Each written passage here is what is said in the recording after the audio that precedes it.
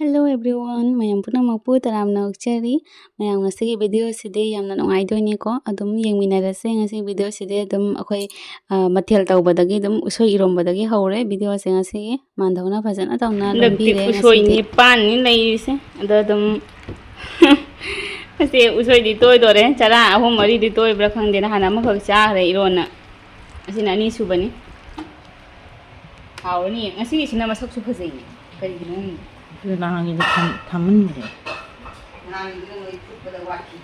근데 아시 우소이시네 마 포스포스 나오고도 아이 떠있네 몬몬수 나오고도 아이 떠있네 지네 그거 빠리. 빠버서 해리 아마 누나 담은이나 우띠기 우소이니 아마.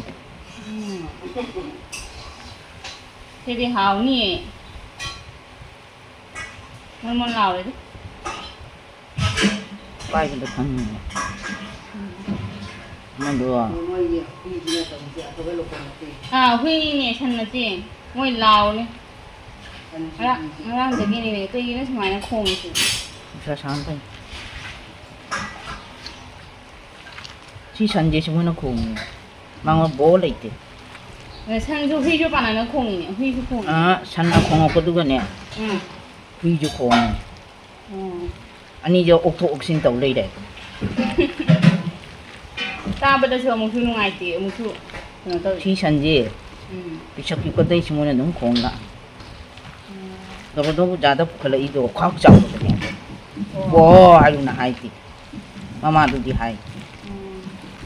야 소스티리 폴로코디 저러는데. 빠리 들어봐. 나항이도 그 눈에 콧 남잔보다 인갈라 있네. 아이 강야 소저 그 소이 버트래. 아두디 모토디다 하빠가네. 우소이 주다네. 빠이 숨을 찡글라 그러네. 짜비도 뜨거워 sida maroi hapani to ne ko maroi se ukabi haurani phajana ukabi haurani se ten purai ni kayum purakte si tama purai ukabi ai basi ta purai maroi su loire sida papan gi khai do e sida ai gi khai do e morok kana tauba o mandhogi khai do e se mandhoga iga morok acham bani taydi morok ka mapum ma hap khrami che morok ki mathakta morok सिदे अखोइना चांगमबगी शक्ति लेतरे से मानथौगा इगा खाइदोए अंगौबा मगा मुला मनागा चनागा अंगौबा मा नाय मको मुलागी मकोक मनादो सिदा लेदु सिनामी अहुंगी सरुकनी खोइदे मही यावदना इरोलेबा इरोंबसे उसोइ इरोंबा खुदिंगी अंद कका तती खतंग मही हापगने लोले माय सरुकतता तैङैदि समाइना कंगमेट तौरगा साबसना पामनै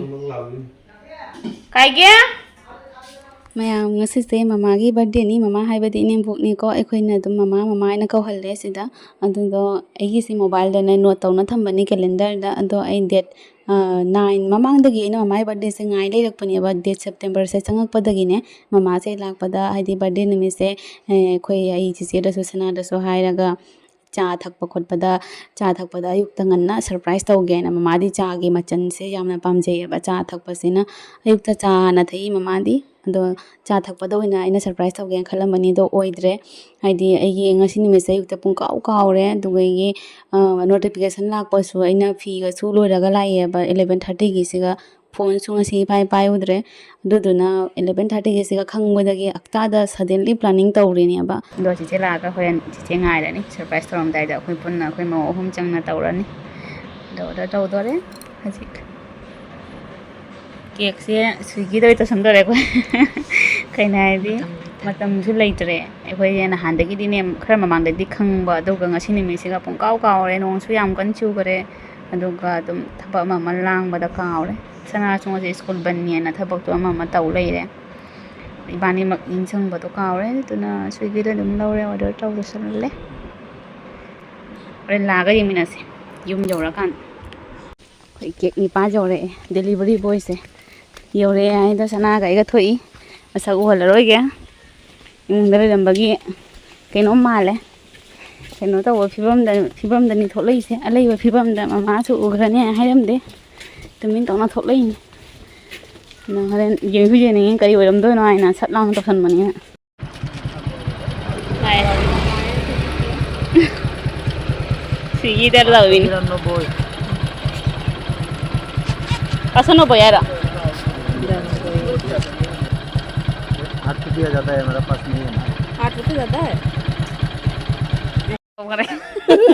डिलीवरी बॉय दल पतरा उपहार तौखरे अखोय अनिना मोय निपासे नुंगाइतना आते का हेना पीखरेबा फरे अखोय अनि हजि हल्ले से होरे आंदोगा ममाना कइनो हंगकनी कइनो हादसे खंदे अदो येंसी करी ओइगेना अखोय ngasai तौखरि फोटो तो फजबरा फजदबरा सिदा तुम थमे होरेन पुथोदोइनि से हजि हांगारोइदन माइरुमदा थमे उदि होदरे कनान ꯀꯩꯅ ꯈꯟꯃꯟꯒꯤꯟ ꯇꯧꯏꯅꯤ ꯍꯧꯖꯤꯛ ꯁꯅꯥꯒ ꯏꯕꯥꯅꯤ ꯆꯥꯛꯈꯨꯝꯗ ꯆꯪꯉꯛꯑꯦ ꯑꯗꯨꯒ ꯁꯦꯋꯥꯏ ꯍꯧꯗꯧꯔꯤꯕꯅꯤꯁꯦ ꯁꯦꯋꯥꯏ ꯍꯧꯕꯒꯤ ꯗ꯭ꯔꯥꯏ ꯐ꯭ꯔꯨꯠꯁꯅꯤ ꯁꯤꯁꯦ ꯑꯩꯅ ꯑꯗꯨꯝ ꯁꯨꯃꯥꯏꯅ ꯇꯧꯔꯒ ꯈꯔ ꯄꯤꯁ ꯃꯆꯥ ꯃꯆꯥ ꯇꯧꯅ ꯀꯛꯑꯦ ꯀꯤꯁꯃꯤꯁꯁꯤꯗꯤ ꯀꯛꯑꯔꯣꯏ ꯀꯤꯁꯃꯤꯁꯀ ꯕ꯭ꯂꯦꯛ ꯔꯥꯏꯖꯟꯒꯁꯤꯗꯤ ꯀꯛꯑꯔꯣꯏ ꯑꯗꯣ ꯁꯨꯃꯥꯏꯅ ꯑꯗꯨꯝ ꯁꯦꯝꯃꯦ ꯑꯗꯨꯒ ꯑꯗꯨꯝ ꯌꯦꯡꯃꯤꯟꯅꯔꯁꯤ ꯉꯁꯤꯒꯤ ꯁꯔꯄ꯭ꯔꯥꯏꯖ ꯇꯧꯗꯣꯏꯁꯦ ꯃꯃꯥ ꯈꯪꯍꯟꯗꯦꯕ ꯃꯃꯥ ꯑꯃꯐꯥꯎ ꯈꯪꯗꯦ ꯑꯗꯣ ꯁꯔꯄ꯭ꯔꯥꯏꯖ ꯑꯣꯏꯗꯣꯏꯅꯤ ꯃꯃꯥꯗ ꯂꯣꯏꯗꯧꯔꯦ ꯄ꯭ꯂꯥꯁꯇꯤꯛ ꯁꯤꯗꯅ ꯏꯆꯦꯅ ꯀꯩꯅꯣ ꯀꯥꯖꯨꯁꯦ ꯃꯆꯠ ꯃꯆꯠ ꯀꯛꯈꯔꯦ ꯑꯁꯤꯁꯦ ꯑꯩ ꯈꯛꯇꯪ ꯉꯧꯔꯒ ꯊꯝꯃꯅꯤ ꯃꯗ ꯁꯤꯅ ꯀꯊꯠꯂꯤꯅꯤ ꯑꯩꯅ ꯀꯤꯁꯃꯤꯁꯁꯦ ꯕ꯭ꯂꯦꯛꯀ ꯑꯉꯥꯡꯕꯗꯨꯒ ꯂꯩꯔꯦ ꯕ꯭ꯂꯦꯛ ꯁꯤ ꯑꯣꯏꯅ ꯔꯥꯏꯁ ꯁꯨꯝ ꯍꯥꯞꯆꯜꯂꯅꯤ ꯍꯥꯟꯅ ꯉꯧꯔꯒꯦ रेसिपीसे फुल वीडियो अखोई कनोदा सनागी चैनल लानी माना होदोइसे असे अखोई सनाना फजना हाउनी औथागरेसे घी चमच अमदा ड्राई फ्रूट सिंगसे हापगा तौथारे हाइरगा सिदा लैरेसे असी होदोइसे अनि सुजी पामनबा सिंगी रेसिपी संगोम कनोगा तौना लैरे सबसे बड़ा सेलिब्रिटी कौन है मसकी खाइबुक्तनीदा हे ओ कैसे ते फरे ना तुम्हारे तुम हापो एक भी चीनी मत डालो अभी से नुसीबे हेंदोनी जाम थुमदिने फैयामी अफबा ओइना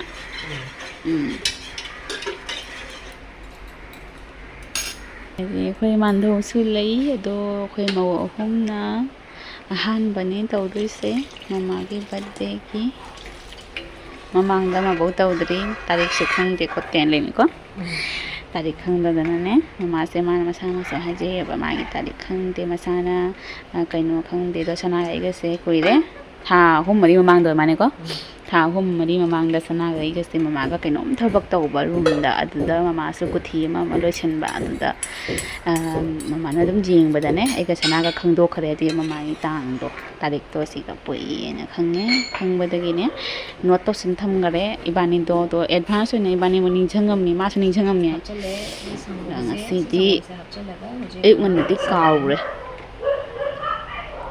ne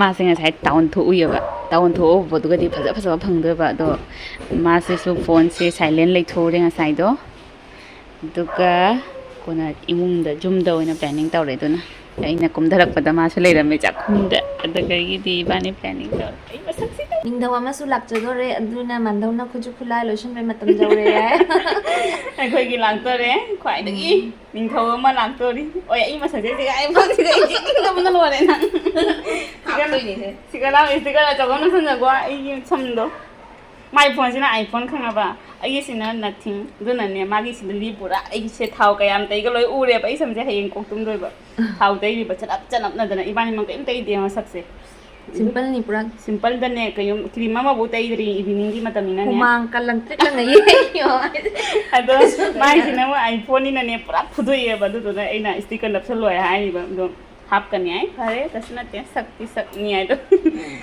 अंदो ngasi di special no सी बीबी दोइनि नत्रा याम अदुम नेगेटिव कमेंट लाक्तिगनु को अदुम अखोइ दम मेमोरी अमा सोइना बा अहान बनि अदो ngasi di थेंगासो थेंगना अखोइ अहुम दम सिनलांगना तौदोरे अदो होरेन रिएक्शन जेंस ममागी सनाना हजि औथारी सनाना हजि हाव अमा औथारी कोइ अनि जे कैनोम दे जामना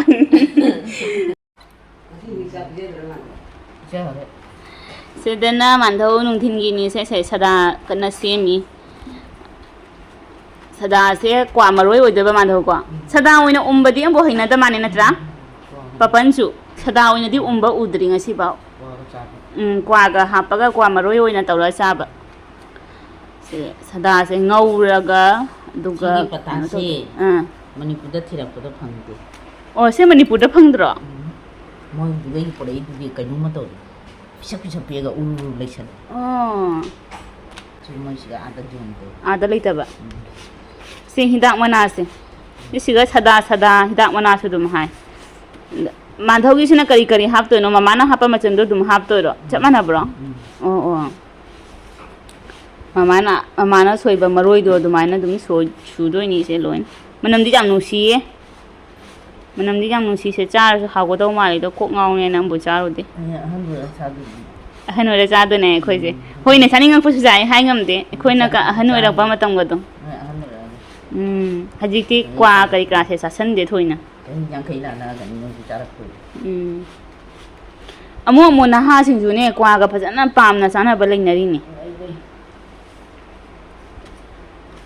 khoi hana dei kwa sarak ta badon ta ni cha bu di chai nong pha do misti pan ga do adum kano ta luhong khong dong ba da ka phang ba adumai na ta ga dum thok pa da ka dum chaning ga lai ra sa ba do nong pha do ka ni tarak ka ni to ngang on tai khoi si da di hidak mana se kaya no pi ba do man do ama da tara ra kaya no che lupa taragi che puna mak se oh hongi na tra se puna mo se lupa taragi hai pet ya mi ne lupa taragi tara rom bu phang mane ama da lupa tar mane ahum mari manga taruk tare lupa no tara bu heli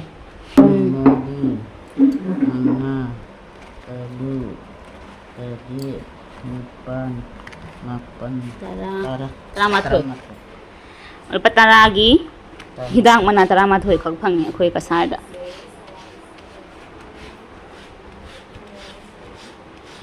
si nusa da photo na bra man do cham ga ne cham to cham ga dan cham o ma gi mayak to chat khi ba cham tho di ado si na phi na tai tho ga ngau thok toi ba kem law na ngau tho ga do ba lengoi lo si lengoi pa khot pa phatta ba do lengoi jam na ki na moi di lengoi gi ngapun ko ko lengoi se lo thok ra di ra pha lengoi jaw ra di patte na man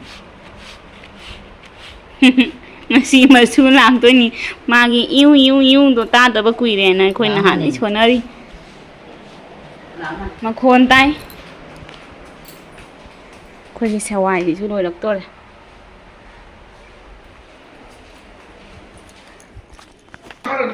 na ju masak khang ha mama na chingre ni Jaka idori. Ta dre se tauri se. Sibu ngang macha khang de bani hai ka dra.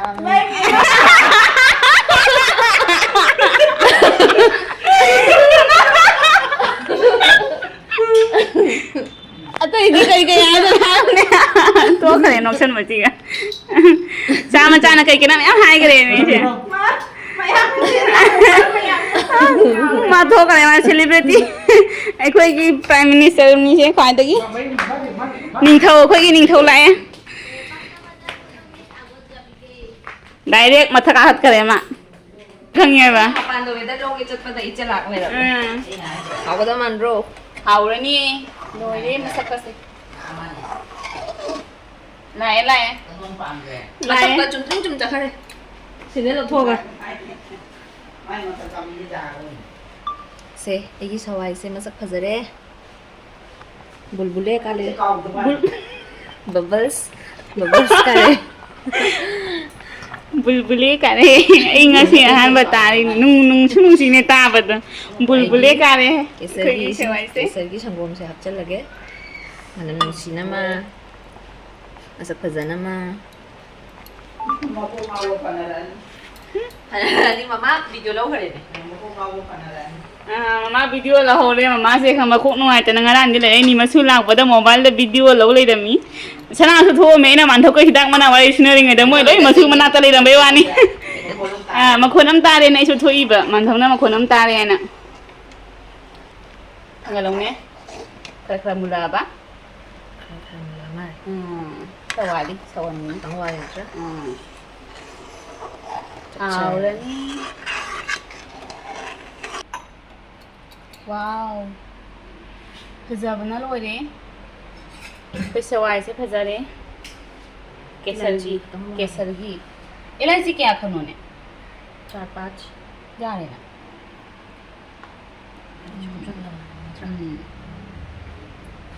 सेवाई लो रे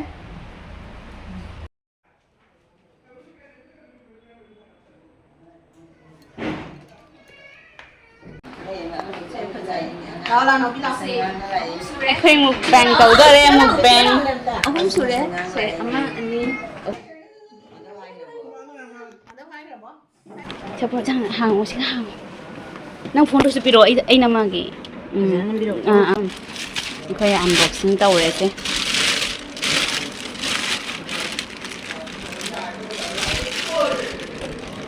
Ako'y mo hung gise ay su mai phone na ni pai ri mana chingam da dai na. Chingtho da. Mình chỉnh thọ tại vì đi với cái không thì đến tàu được ra em đi tàu được thì phải gì Sum đi tàu đấy. cái chúng đi tàu cái đấy là sợ Cái chú cái tao máy tàu kẻ rồi plate ano na plate वहाँ पे रख दिया तुमने dining table में. chị sẽ ăn gặp bao lấy cái này mà coi sẽ thằng chị sẽ máy tàu sẽ kẹt của thuộc cái mà má là đừng happy birthday này cũng là gì Ini hai do koi umum. chị sẽ câu được kì Itu mungkin lo. yeah कोई बात नहीं. Swiggy ले लो बदने दुई बार ठेका चाक नहीं तो नने तल. ok ठेका नहीं किसी. Sige lang du. Yung kham di singko pa jaro idro. Jongkham. Kaya hai ge jukhan. से वही ना. Kasi yung mobile na color se phazari ni. Light tau basi da. Cherry hazelnut cake. Chocolate with hazelnut. Yes. Hazelnut kini. पूरा स्वीटी दे order डाल दीजिए कोई से जाओ. Lang eda gyan men dadre. पहले में से सो. Siga thamba do taw. Ba. Okay.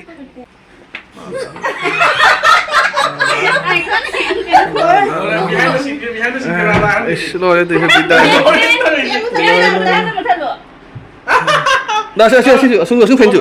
Asal sungguh penju dah.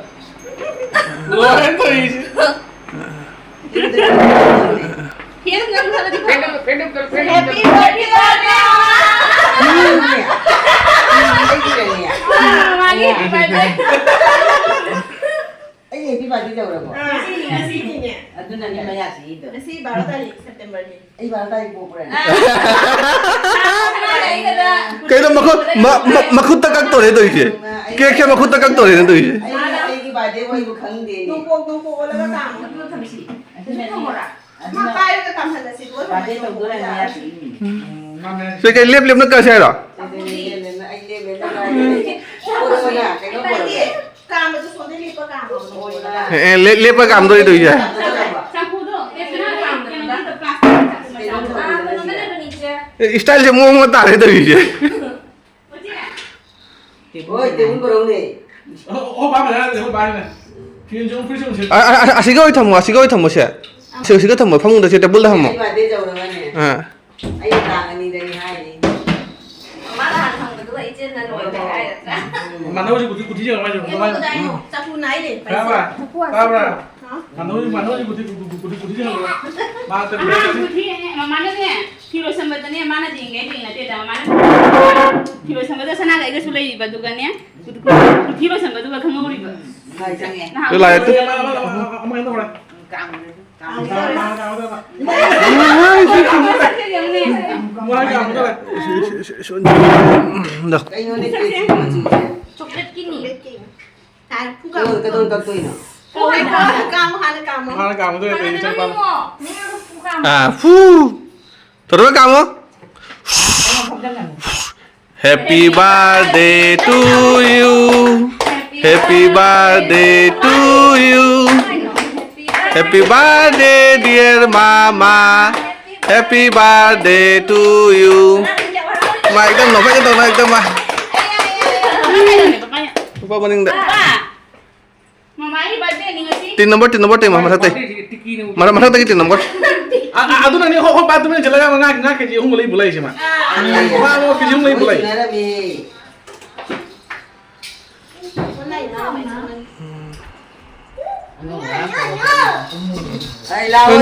no papa ni lo papa ni lo na Yo tengo. No ni me vamos le mandi tu isi mana udah udah di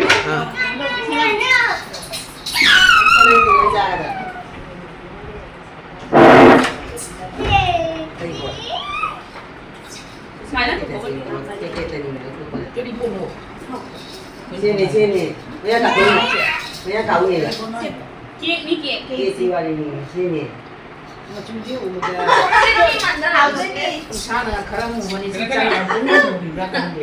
Pha rồi ni. Asa chang người ni. Hào lắm anh đó. Này thôi, cái kia. kumdere korante anatana Bubu happy birthday to Mr. Udra. Ha? Mana lao? Bubu happy birthday. Hả? Eh, hani teh mau sillo na. Giờ phải mà tàu mà lại xem nó. Giờ có thổi với. Mau lo mày chơi pai cái xin. Thổi với đàn gì đó. Kutu tak video baru tahu. Eh mà hơi nè. Oi ni kau ni. Mau pada ni ni. Xe. Đi tàu. Angang ngom chi ni nè. Chi anh nè. Sana lu lao. Nana mo video. Nana mo video. Sisi to.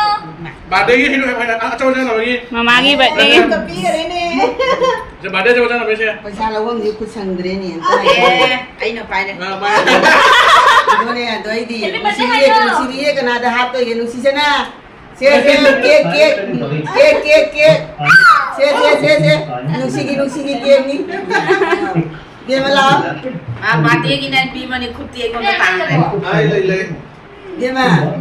Nah, apa lah? Bagi papa papa ini ni yang ni mana kami do Ah. akan lihat ini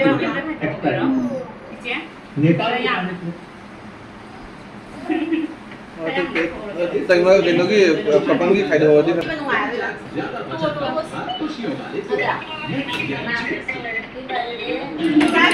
Pai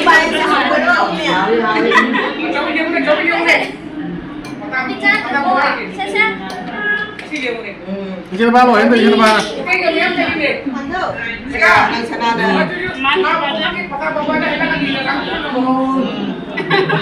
Thank you. Có bạc thì không gì đó bạc gì à?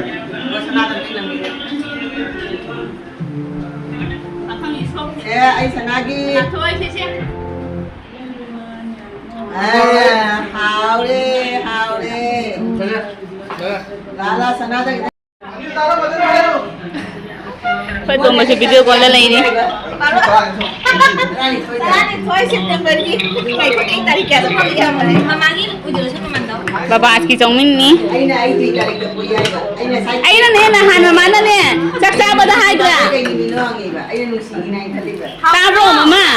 Na hana mana haidra ay bada tangani dra kay chakre ka haidra. Ay na haidok triba. Tangani da chakre na haidi ba ina. Ay khangi ba duga na. Chen ta chen ke ni. Đang cứ ở video từ từ luôn lại. Chow mein हां या हाउ को chow mein ni. Adu kana chawai che cha ge mama. Hào lắm rồi nhá. Hau doing. Mà để chawai pam cái jo pan chung na chawai cha khare. Em mà chắc là mane haji. Không phải man. Mando kise. Mà hau nga cha khare tu tới jo ne. Ah, bicara to. Ay di jam sa ro ko se wai do. Sa ta ba tu nam. Nang ta. Ay si saning muna ro. Chalo mai. Cha cha.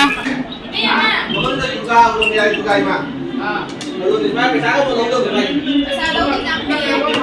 Cay bao giờ mình này. Adi pwede na yung thong dito rin. Cây.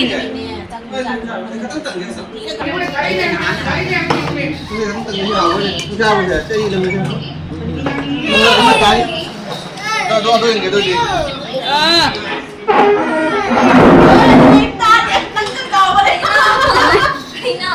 Ay sa wai. Ta bro. Nang halaga sa akin ka ta bro. Chào chào. ꯍꯜꯂꯒ ꯆꯥꯎꯕ ꯌꯥꯎꯕ꯭ꯔꯣ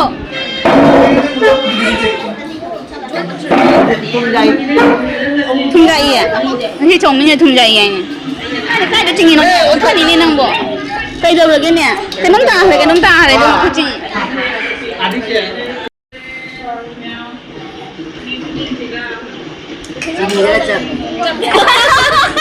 ꯍꯣꯏ ꯃꯃꯥ ꯆꯤꯅꯤ ꯌꯥꯝ ꯆꯥꯏꯌꯦꯕ ꯑꯊꯨꯝꯕ ꯌꯥꯝ ꯆꯥꯕꯅꯤ ꯑꯗꯨꯅꯅꯤ ꯆꯝꯃꯤ ꯍꯥꯏꯁꯦ ꯆꯥꯎ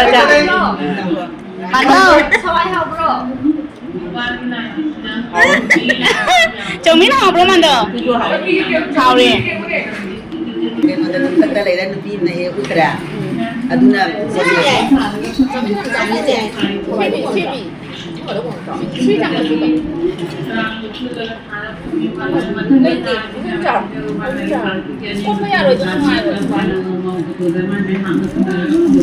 ꯃꯌꯥꯝ ꯆꯞꯆꯔꯦ ꯑꯩꯗꯤ ꯑꯁꯤ ꯂꯥꯛꯄꯒꯤ ꯑꯅꯤꯅ ꯆꯞꯈꯥꯏꯅ ꯊꯝꯃꯦꯁꯦ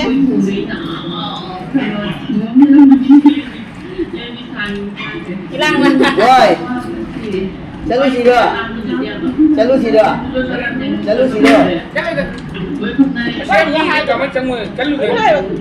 ꯑꯌꯨꯛ ꯆꯠꯄꯗꯅ ꯍꯌꯦꯡ ꯍꯜꯂꯛꯏꯕ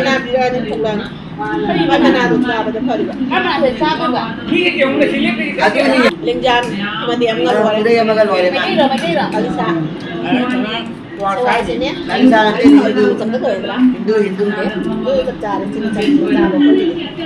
ꯃꯃꯥꯗꯤ ꯆꯝꯅ ꯈꯔ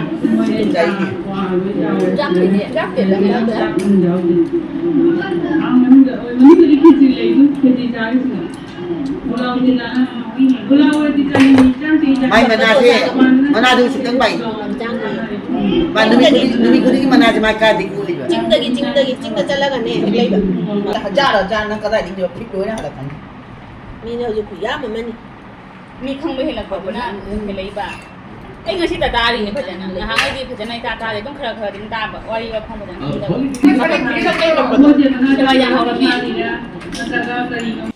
ꯁꯤ ꯌꯦꯡꯉꯨꯅꯦ ꯄꯨꯖꯥꯒꯤ ꯃꯥꯟꯙꯧꯅ ꯑꯩꯈꯣꯏ ꯃꯥꯟꯙꯧꯒꯤ ꯃꯅꯥꯎꯅꯨꯄꯤ ꯑꯩꯈꯣꯏꯒꯤ ꯃꯥꯟꯙꯧ ꯀꯩ ꯀꯧꯅꯤ ꯏꯃꯥꯕꯣꯛ ꯀꯧꯗꯣꯏꯔꯥ ꯀꯔꯤ ꯀꯧꯅꯗꯣꯏꯅꯣ ꯈꯪꯗ꯭ꯔꯦ ꯃꯤꯡꯒꯧꯗꯣ ꯑꯗꯨꯗꯨꯒꯤ ꯂꯧꯊꯥꯏꯗ ꯂꯩꯕ ꯑꯩꯈꯣꯏꯒꯤ ꯏꯅꯦꯇꯣꯟ ꯊꯣꯛꯀꯗ꯭ꯔꯥ ꯑꯗꯨꯒꯤ ꯊꯣꯜꯂꯤꯕ ꯃꯥꯟꯙꯧꯅ ꯄꯨꯖꯥꯒꯤ ꯊꯣꯜꯂꯤꯅꯦ ꯑꯩꯁꯦ ꯐꯖꯈ꯭ꯔꯦ ꯋꯥꯡꯈꯩꯁꯦ ꯍꯣꯡꯁꯨ ꯍꯣꯡꯉꯤꯕ 3,000ꯇꯪ ꯄꯤ ꯍꯥꯏꯁꯦ ꯐꯨꯜꯋꯥꯛ ꯑꯗꯨꯃꯥꯏꯅ ꯐꯨꯜꯋꯥꯛꯅꯤ ꯂꯩ ꯉꯥꯛꯇ ꯁꯥꯠꯂꯤ ꯃꯔꯛꯇ ꯁꯨꯃꯥꯏꯅ ꯄꯤꯡ ꯀꯂꯔ ꯒꯨꯂꯥꯄꯤ ꯑꯋꯥꯎꯕꯗ ꯁꯅꯥ ꯃꯆꯨꯅ ꯀꯣꯠꯂꯤꯅꯤ ꯁꯅꯥ ꯃꯆꯨꯗꯨꯁꯨ ꯀꯩꯅꯣꯅꯤ ꯄꯨꯔꯥ ꯇꯧꯔꯤꯁꯦ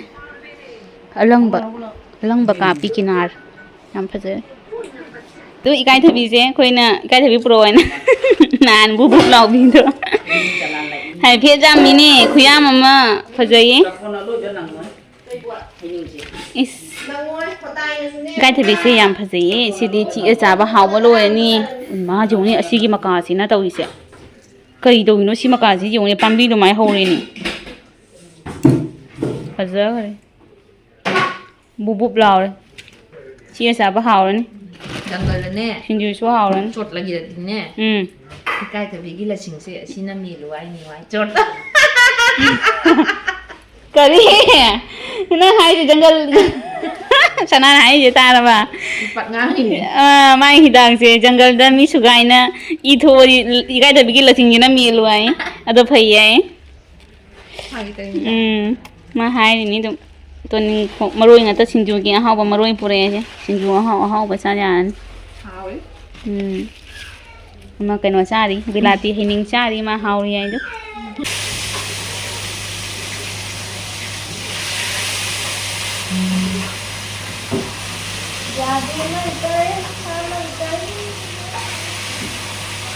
ꯃꯌꯥꯝ ꯉꯁꯤꯗꯤ ꯑꯩꯈꯣꯏꯒꯤ ꯃꯤꯁꯨ ꯂꯣꯏꯅ ꯁꯨꯔꯦ ꯑꯩꯈꯣꯏ ꯑꯇꯣꯝꯕꯁꯨ ꯂꯥꯛꯑꯝꯃꯒ ꯆꯠꯈꯔꯦ ꯑꯇꯣꯝꯕ ꯌꯥꯎꯔꯗꯤ ꯂꯣꯏ ꯄꯨꯝꯅꯃꯛ ꯁꯨꯔꯗꯅꯤ ꯑꯗꯣ ꯃꯥꯗꯤ ꯚꯤꯗꯤꯑꯣ ꯀꯣꯜꯗꯒꯤ ꯑꯣꯏꯅ ꯌꯥꯎꯔꯦ ꯑꯗꯣ ꯌꯥꯝ ꯅꯨꯡꯉꯥꯏꯈ꯭ꯔꯦ ꯉꯁꯤ ꯌꯥꯝꯅꯁꯨ ꯅꯨꯡꯉꯥꯏ ꯃꯃꯥꯗꯣ ꯉꯁꯤ ꯄꯨꯔꯥ ꯁꯔꯄ꯭ꯔꯥꯏꯖ ꯑꯣꯏꯈ꯭ꯔꯦ ꯃꯃꯥꯗꯣ ꯀꯔꯤꯝꯇ ꯍꯥꯏꯗꯤ ꯈꯪꯉꯝꯗ꯭ꯔꯦ ꯃꯥ ꯉꯁꯥꯏ ꯀꯦꯛ ꯂꯥꯛꯄꯗꯨꯗꯤ ꯈꯪꯕ ꯀꯦꯛꯇꯣ ꯑꯗꯨꯗꯨꯒ ꯃꯥꯅ ꯑꯩꯈꯣꯏꯒꯤ ꯑꯇꯣꯝꯕꯒꯤ ꯕꯥꯔꯗꯦꯁꯨ ꯌꯧꯔꯦ ꯀꯨꯇꯨꯒꯤ ꯕꯥꯔꯗꯦꯒꯤ ꯑꯩꯈꯣꯏꯅ ꯁꯤꯗꯒꯤ ꯚꯤꯗꯤꯑꯣꯗ ꯁꯔꯄ꯭ꯔꯥꯏꯖ ꯇꯧꯗꯣꯏ ꯃꯥꯅꯦ ꯈꯟꯕ ꯃꯃꯥꯅ ꯊꯣꯛꯇꯣꯏꯕꯁꯦ ꯄꯨꯔꯥ ꯑꯁꯇꯥ ꯅꯪ ꯑꯅꯥꯕ ꯐꯕ ꯂꯁꯤꯡꯗꯣ ꯂꯧꯊꯣꯛꯇꯣꯏꯕ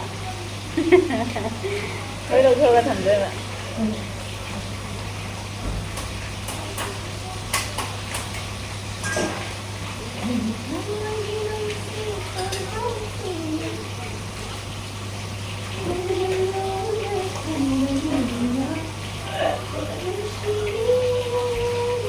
ꯑꯗꯣ ꯌꯥꯝ ꯅꯨꯡꯉꯥꯏꯔꯦ ꯃꯃꯥ ꯁꯔꯄ꯭ꯔꯥꯏꯖ ꯑꯣꯏꯔꯦ ꯍꯔꯥꯎꯁꯨ ꯍꯔꯥꯎꯔꯦ ꯌꯥꯝꯅ ꯁꯤ ꯀꯔꯤ ꯍꯤꯟꯖꯥꯡ ꯀꯔꯤ ꯃꯊꯦꯜ ꯑꯗꯨꯗꯤ ꯂꯧꯗ꯭ꯔꯦ ꯑꯗꯨꯗꯤ ꯑꯩꯈꯣꯏ ꯆꯤꯆꯦꯒꯤ ꯚꯤꯗꯤꯑꯣꯗ ꯐꯪꯅꯔꯅꯤ ꯑꯗꯣ ꯉꯁꯤ ꯄꯄꯥꯅ ꯕꯥꯎ ꯂꯩꯔꯛꯑꯦ ꯕꯥꯎ KG 3 ꯂꯨꯝꯃꯦ ꯍꯥꯏ ꯃꯥꯅꯦ ꯂꯣꯀꯦꯜꯒꯤ ꯑꯗꯨꯗꯣ ꯊꯣꯡꯊꯈ꯭ꯔꯦ ꯑꯗꯨꯅ ꯆꯤꯆꯦꯅ ꯐꯖꯅ ꯊꯣꯡꯊꯔꯦ ꯑꯗꯨꯒ ꯏꯀꯥꯏꯊꯕꯤ ꯑꯗꯒꯤ ꯄꯣꯠꯆꯩ ꯄꯨꯔꯛꯄꯁꯤꯡꯗꯣ ꯂꯣꯏꯁꯤꯜꯂꯦ ꯑꯩꯅ ꯑꯗꯣ ꯏꯀꯥꯏꯊꯕꯤꯁꯤꯒꯤ ꯂꯁꯤꯡ ꯃꯨꯟꯕ ꯈꯣꯠꯄꯁꯦ ꯁꯤꯗ ꯁꯅꯥꯁꯨ ꯁꯣꯅꯥꯀꯟꯗꯒꯤ ꯇꯧꯅ ꯐꯝꯃꯒ ꯌꯥꯎꯁꯤꯜꯂꯛꯏ ꯏꯕꯥꯅꯤꯁꯦ ꯂꯁꯤꯡꯁꯦ ꯃꯜꯂ ꯈꯣꯠꯂꯒ ꯁꯣꯝꯗ ꯊꯝꯖꯤꯟꯅꯕ ꯄꯣꯠꯆꯩꯁꯤꯡꯗꯣ ꯂꯣꯏꯁꯤꯜꯂꯦ ꯑꯗꯣ ꯃꯌꯥꯝ ꯑꯁꯤꯒꯤ ꯃꯈꯥ ꯇꯥꯕ ꯗꯤꯅꯔꯒꯤ ꯑꯃ ꯚꯤꯗꯤꯑꯣ ꯑꯃꯠꯇ ꯌꯥꯎꯗ꯭ꯔꯦ ꯏꯀꯥꯏꯊꯕꯤ ꯁꯨꯃꯥꯏꯅ ꯃꯜꯂꯝꯕꯒꯤ ꯃꯇꯦꯛ ꯈꯛ ꯁꯨꯃꯥꯏꯅ ꯌꯥꯎꯕꯁꯤꯅ ꯉꯁꯤꯒꯤ ꯗꯦꯂꯤ ꯕ꯭ꯂꯣꯒꯁꯦ ꯑꯗꯨꯝ ꯁ꯭ꯋꯥꯏꯁꯤꯗ ꯑꯗꯨꯝ ꯂꯣꯏꯁꯤꯟꯖꯔꯒꯦ ꯃꯌꯥꯝꯅ ꯑꯗꯨꯝ ꯅꯨꯡꯁꯤꯕꯤꯗꯨꯅ ꯂꯩꯕꯤꯌꯨ ꯁꯞꯄꯣꯔꯠ ꯇꯧꯕꯤꯅ ꯂꯩꯕꯤꯌꯨ ꯑꯗꯨꯒ ꯑꯁꯣꯏꯕ ꯌꯥꯎꯔꯕꯁꯨ ꯃꯌꯥꯝ ꯄꯨꯝꯅꯃꯛꯅ ꯉꯥꯛꯄꯤꯌꯨ ꯉꯁꯤꯒꯤꯗꯤ ꯃꯇꯥꯡꯁꯤꯗ ꯀꯥꯏꯅꯔꯁꯤ ꯃꯌꯥꯝ ꯄꯨꯝꯅꯃꯛ ꯕꯥꯏ ꯕꯥꯏ